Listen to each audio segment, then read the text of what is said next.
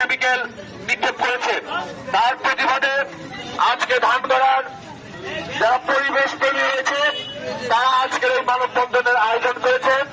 এই মানববন্ধনে ইতিমধ্যেই ধানগড়ার ব্যবসায়ী সমাজ, যুব সমাজের একাংশ, ছাত্রদের একাংশ এর সাথে একাত্মতা প্রকাশ করেছে। ধন্যবাদ সকলে। আসলে আমাদের বাংলাদেশে একটি বড় সমস্যা হয়ে গেছে যে যারা কারখানা করে তারা শুধু অর্থ ইনকাম করতে চায়, কিন্তু পরিবেশের প্রতি যে তাদের দায়বদ্ধতা রয়েছে, আইনের প্রতি যে দায়বদ্ধতা রয়েছে তারা সেটা ভুলে যায়। আমরা আজকের এই আন্দোলনের মাধ্যমে আমাদের মূল যে চাওয়া থাকবে, উপজেলা প্রশাসন এটার একটা সুষ্ঠু তদন্তের ব্যবস্থা করে কোন কোম্পানি বা কোন কারখানা থেকে এই বর্জ্য আসে এইটা তদন্ত করবে এবং জনসম্মুখে প্রকাশ করবে। পাশাপাশি কি ধরনের কেমিক্যাল আমাদের এই নদীতে ফেলা হয়েছে সেটার একটা পরীক্ষার ব্যবস্থা করবে, এতে যেন আমরা বুঝতে পারি যে কি ফেলা হচ্ছে এখানে আসলে। এবং বিগত 8-10 বছরে আমাদের এই নদীতে কি পরিমাণ ক্ষতি হয়েছে, কি পরিমাণ মাছ মারা গিয়েছে, কি পরিমাণ পরিবেশ দূষণ হয়েছে এবং এর আর্থিক মূল্য কত, এইটা উপজেলা প্রশাসনকে নির্ধারণ করতে হবে।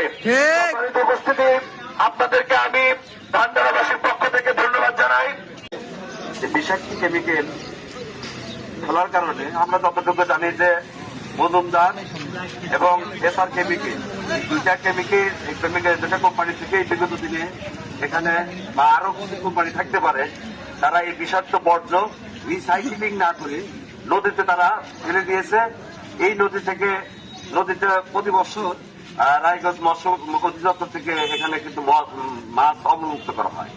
সেই মাছ এখানকার হয়তো একটা মাঝি অথবা একটা সাধারণ মানুষ সে মাছটা মেরে হয়তো তার পরিবারে হয়তো জীবিকা নির্বাহ করে অথবা বাজারে বিক্রি করে সে একটা ইনকাম করে। কিন্তু এই বর্জ্য ফলনের কারণে আজকে এই নদীতে যে মাছ থেকে শুরু করে শামুক যেন যত প্রাণী আছে, সমস্ত প্রাণী আজকে উঠতে পড়ছে, সবগুলো মাছ আজকে মরে উঠছে।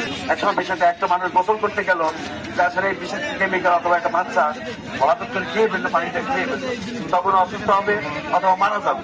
কাজেই আমি প্রশাসনের পক্ষ থেকে আমি দাবি জানাই, প্রশাসনের দৃষ্টি কামনা করি যে এখানে যেন উপযুক্ত তদন্ত করব এই ধরনের দোষী ব্যক্তিদের।